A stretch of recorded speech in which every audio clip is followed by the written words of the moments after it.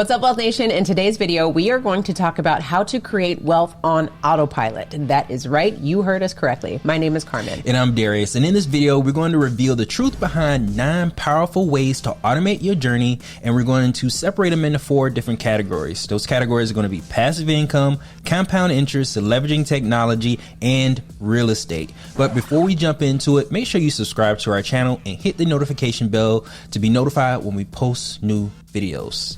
Now, let's jump right into it, because the most important thing that you can do when investing is to use other people's money.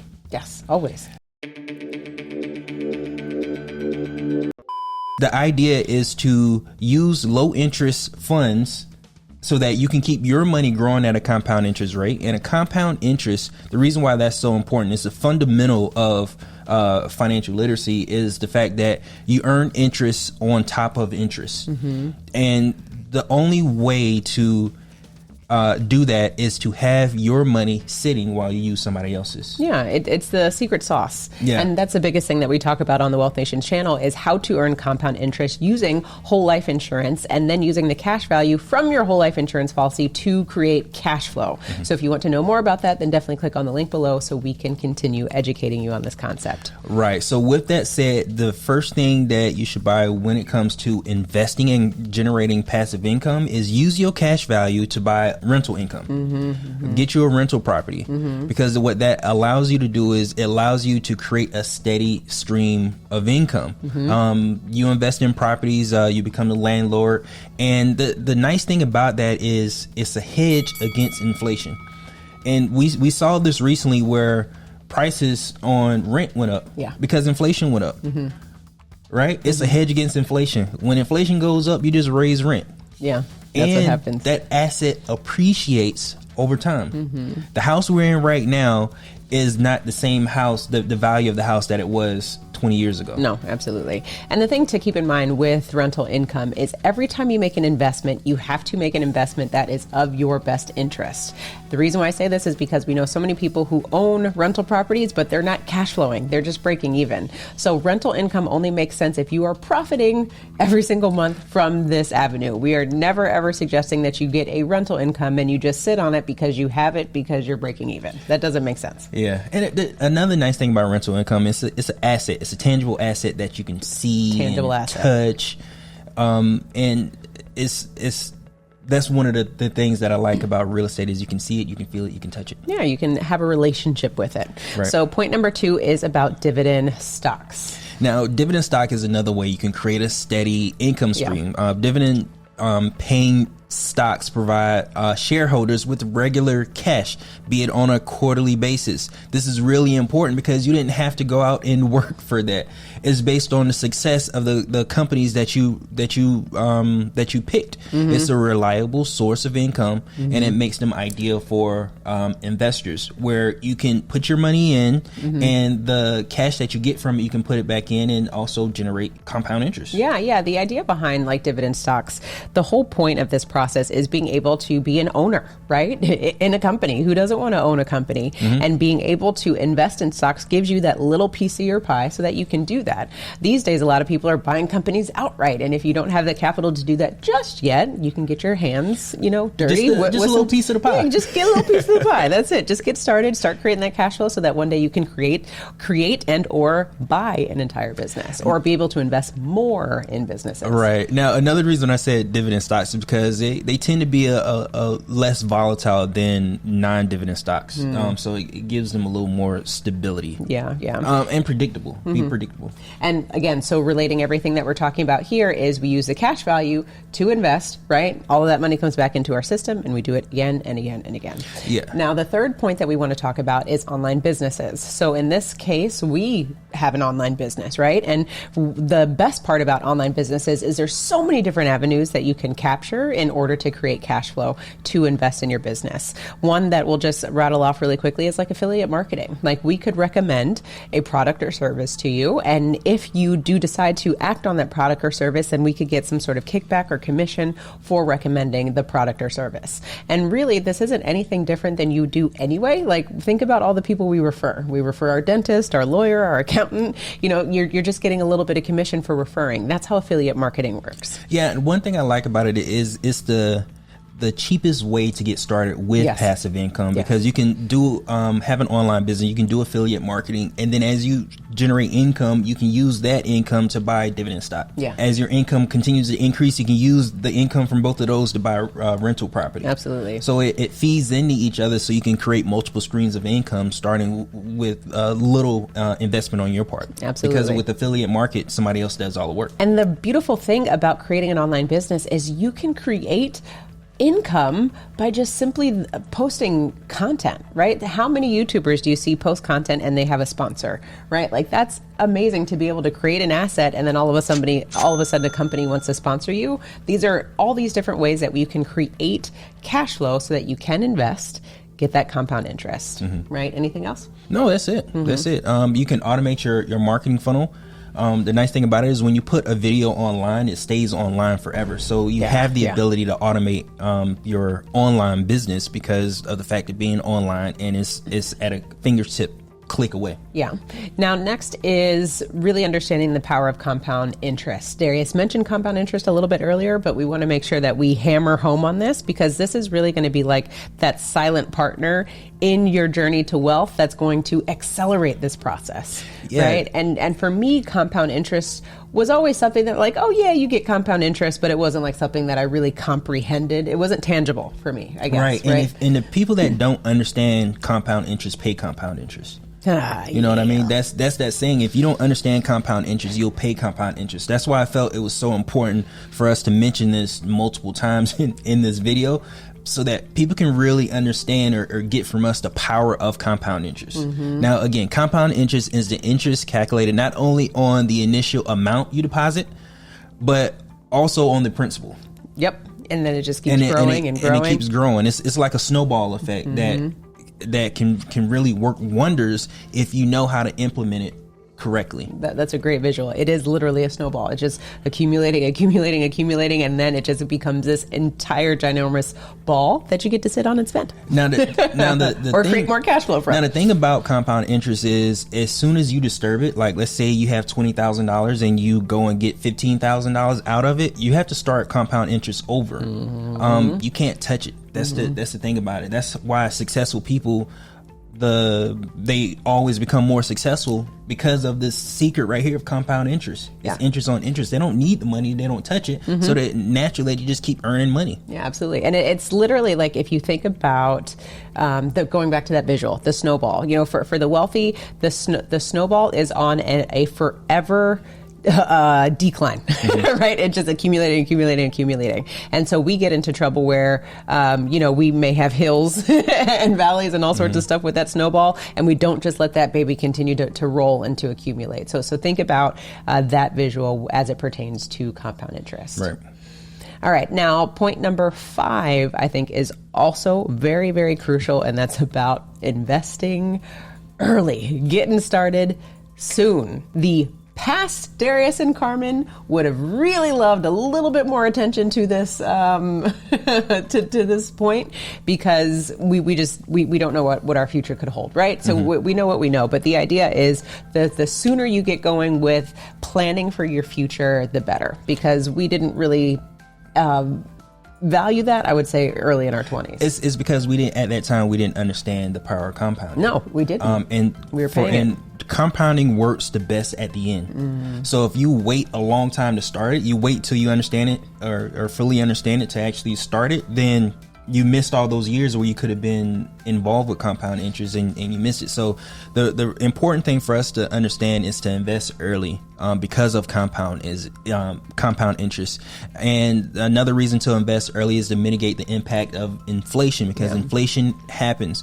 And just like that rental property, if you bought that rental property earlier, you can ride that wave with inflation and just increase rent. Your opportunity to learn and adapt also increases when you start early, because you're in the flow, you're in the weeds, and you're learning as you're doing. And that's the best way to understand different asset classes, investment strategies, the market dynamics. All that happens when you invest early. And for those of us who hadn't started yet, it's never too late. No. Investing early could be right now. Yeah, absolutely. And really, when you're thinking about the point of investing early is think about your future self. You're only trying to set your future self up. So if you like the finer things in life, invest as much as you possibly can today so that the future you can do as much as you possibly want and have a ball, right? Who doesn't want to enjoy the finer things in life, or doing whatever it is that you say you want to do? Start saving and investing now so that your future self will thank you. Now that was his own point. So now we're going to get into leveraging technology. What we have the ability to take advantage of is like robo advisory. We have AI at our fingertips. We have robo advisors at our fingertips, and there's no reason why we can't get our foot in the door. Okay. And when it comes to investing, it has robo-advisors. They have automated platforms. I'm not going to say the specific ones that you can use, but they have complex algorithms to help us manage our investment portfolios. And there's no reason at all why anybody should be on the sideline of investing when it's so easy. Yeah, I agree. And it's an asset, really. And the thing that I really love about robo advisors is it still allows you to be in control of the process, right? Because we always know that anytime you invest in something, you need to have knowledge in that asset. And so it's almost about like you are controlling the process, but you're just having AI handle the rest of it for you. So it's a nice opportunity to really be able to embrace technology in any capacity for your benefit. Right. Yeah. And that's where education is always going to come with regards to finances, or even how to use AI. You need to make sure that you understand what you're getting into. And the nice thing about AI is it doesn't invest based on emotion or how much commission they can make. It is what it is. It is what it is. So you can put like the stuff that you want to put in there as far as what makes you comfortable. What is your risk assessment? I talk a lot about the fact that the only risk we take is when we don't know. Yeah, true. Well, if you're going to take any risk, have AI on your side. Don't do it alone. Don't do it alone. That's a good point. And because they it's constantly looking at the numbers, you can automate and rebalance based on the financial environment. You can set those parameters based on your liking and how you feel. Absolutely. So always think about technology with creating other ways of passive income, because when we want to make passive income, all that is about is removing yourself so that you can continue cash flowing, right? This whole video is about autopilot. So what assets can you take advantage of, like technology, for example, to be able to automate this process and to loop everything back in, right? So if we do talk about autopilot, when we think about real estate, right, we want those payments to be autopiloted, because really what we're talking about is mailbox money. We want that money to continue to show up, and we have little effort involved, right? So with compound interest, little effort involved. Dividend stocks, little effort involved.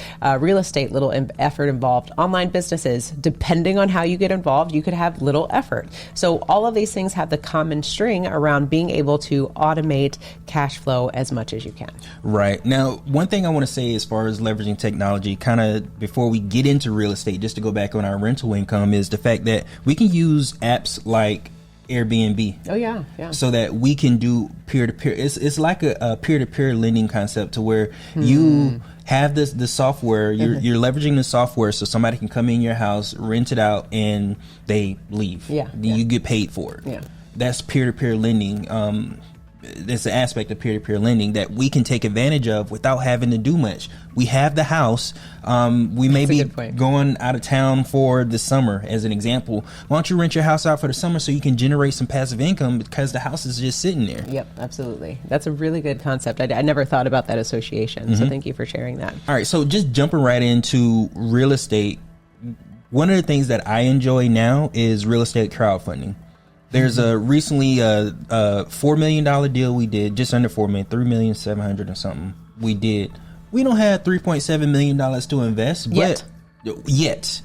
But what we could do is take the money that we do have, and we can get together with other people who have money and invest in this deal together. Now we got a small piece of a real estate deal that we couldn't normally afford, that we can earn interest from. Now we get to mingle and network with these other individuals who's investing in the same deal, who have a little more money than us, but we still get to share in that investment opportunity. Yeah, when you think about the crowdfunding piece of it, or being able to pool funds together to have one investment, the really amazing part about it is anybody can get in at their level, depending on the investment, right? Depending on the investment. Yes. What this really allows you to do is invest in an opportunity that you may not be able to invest outright, like Darius was said. So you always get a piece of the pie. You just have to understand what your parameters are and who is investing in things, so you can continue to keep your ears to the ground and know what's going on within either your local area or anywhere, in the world, really.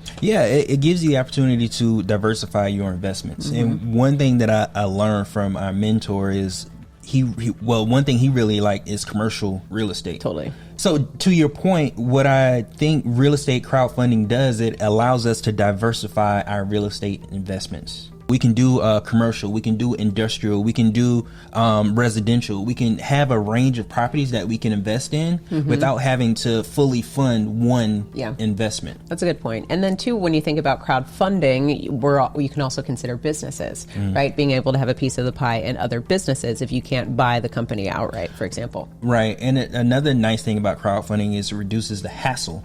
Yeah.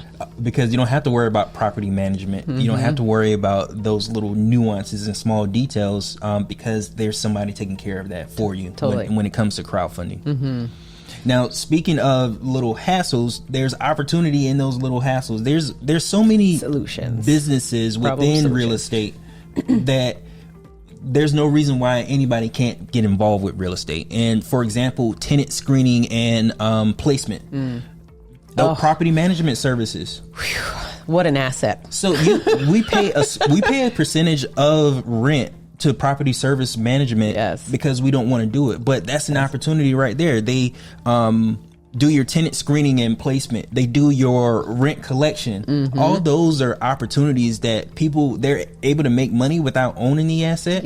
But they're able to benefit from it and generate passive income. Absolutely. Because, not only what you just mentioned, think about repairs and maintenance, and think about like handling any of the tenant's concerns. Those are also big things that as investors, we don't typically want to deal with. We don't want people to call us in the middle of the night and say, hey, what's going on? How are you dealing with? And then think about contracting, agreements. That's a huge process that we don't usually want to deal with. Right. So if this is something that tickles your fancy, we suggest that you sign up ASAP so that other investors can start using your services. You create that, build that, put that baby up and start selling it so that you can create that passive income. Right. Now, at the end of the day, I shared this in the beginning, is the fact that you need to use other people's money for your investments. You should be able to have your money sitting, earning compound interest.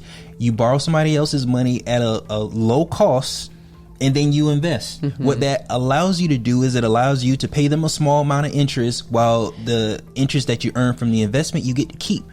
This is the same formula that the banks use. This is the exact same formula as the bank used. The only thing we're doing is saying, hey, why don't you use a whole life insurance policy that has cash value so you can keep your money working, earning interest while you use theirs. Absolutely. That's it. And exactly to Darius' point, this process does not have to be complicated. We want to make sure that we give you, again, enough information so that you can go out, start getting education, and then apply. Go start creating income on autopilot. There is nothing else like it. It will free you from everything you got going on, and it will allow you to really start doing the things that you actually want to do so you can take more ownership of your lifestyle. So if you want more information on how to generate passive income, check out our next video. Make sure you subscribe and like this video. Own your own lifestyle, or someone else will.